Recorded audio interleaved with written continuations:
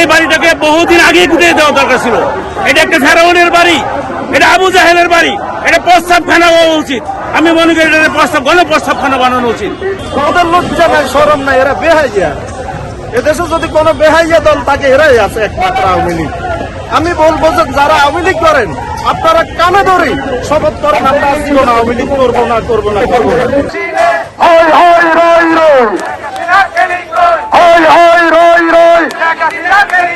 দিল্লি না ঢাকা, দিল্লি না ঢাকা, আপোষ না সংগ্রাম, আবু সাইদ মুক্ত,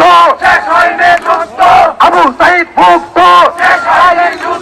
আমি পেছন দিক থেকে শুরু করতে চাই।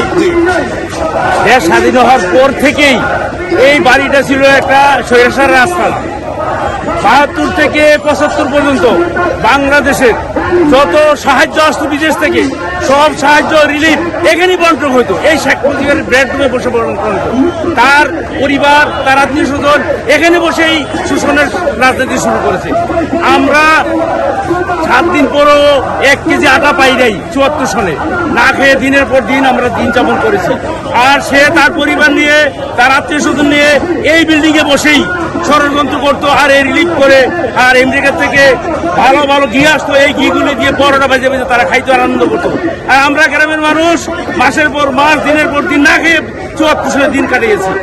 সেই স্বৈরাচার শেখ মুজিবের সেই বাড়িটা তারপরে ৭৫-এর পর পরিবর্তনের পরে আবার সেই তার মেয়ে এই শেখ সেন কাজ আরম্ভ করেছে।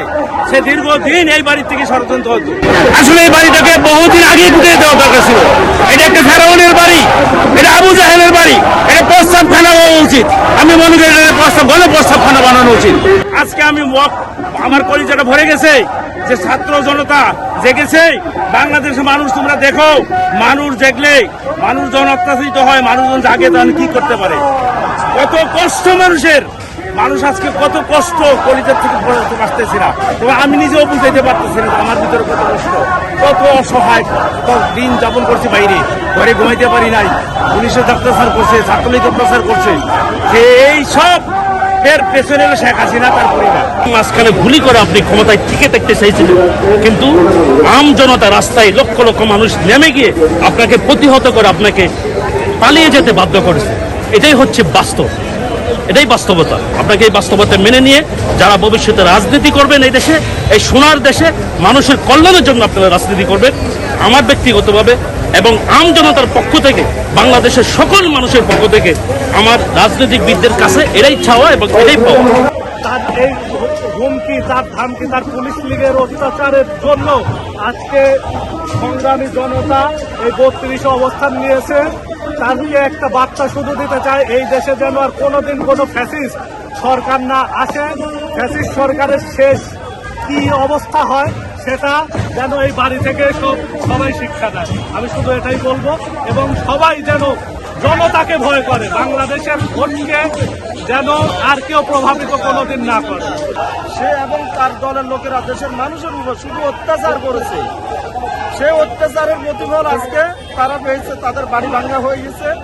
এখনো ওনারা চাচ্ছে, ওনাদের মনে কিভাবে সাহস জাগে যে আমরা এত অত্যাচারের পরেও আমরা আবার এই দেশে কিভাবে আমরা আসার চেষ্টা করি। ছাত্রদেরকে কিভাবে হত্যা করেছে, হেফাজতে ইসলামকে শেষ করে দিয়েছে, জামাতে ইসলামকে শেষ করে দিয়েছে, জামাতে ইসলামের বড় বড় নেতাদেরকে সব ফাঁসিতে ঝুলে দিয়েছে। এরপরও এদের আশা এরা এদেশে আসতে চায়। ওদের লজ্জা নাই, শরম নাই, এরা বেহাইয়া। এদেশে যদি কোনো বেহাইয়া দল থাকে এরাই আছে একমাত্র আওয়ামী লীগ। আমি বলবো যে যারা আওয়ামী লীগ করেন আপনারা কানে ধরে শপথ করেন আমরা জীবন আওয়ামী লীগ করবো না। বাংলাদেশের ভোটের প্রধানমন্ত্রী ছিল না, উনি হয়েছে ভারতের মুখ্যমন্ত্রী হিসেবে। আর এই ভারতের অঙ্গরাজ্য হিসেবে এই বাংলাদেশটাকে ভারত পরিচালনা করতেন। আর এই দেশের মুখ্যমন্ত্রী হিসেবে হাসিনা কথা বলতেন। হাসিনা ভারত বিরোধী, ভারত পক্ষের সবসময় কাজ চালিয়ে গেছেন। উনি বাংলাদেশের জনগণের ভাষা বুঝতেন না। জনগণের ভাষা না বোঝার কারণে আজকে এই পরিস্থিতি হতে যাচ্ছে। এই দেশের জনগণ এককালীন বঙ্গবন্ধুকে শ্রদ্ধা করত, সম্মান করত, আদর করত, কিন্তু এই হাসিনার এক ঘাড়ামির কারণে আজকে তার প্রতিষ্ঠান, তার বাপের প্রতিষ্ঠান ধ্বংস হয়ে যাচ্ছে, মিশিয়ে দিচ্ছে মাটির সাথে।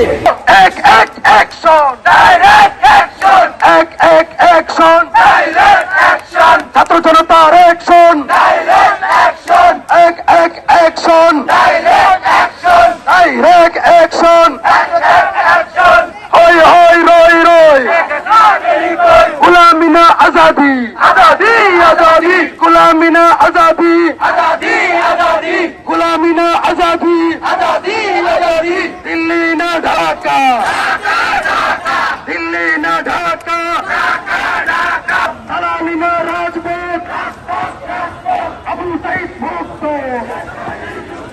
আবু সাইদ মুক্ত আবু সাইদ মুক্ত মুজিব খানের ঠিকানা মুজিব খানের ঠিকানা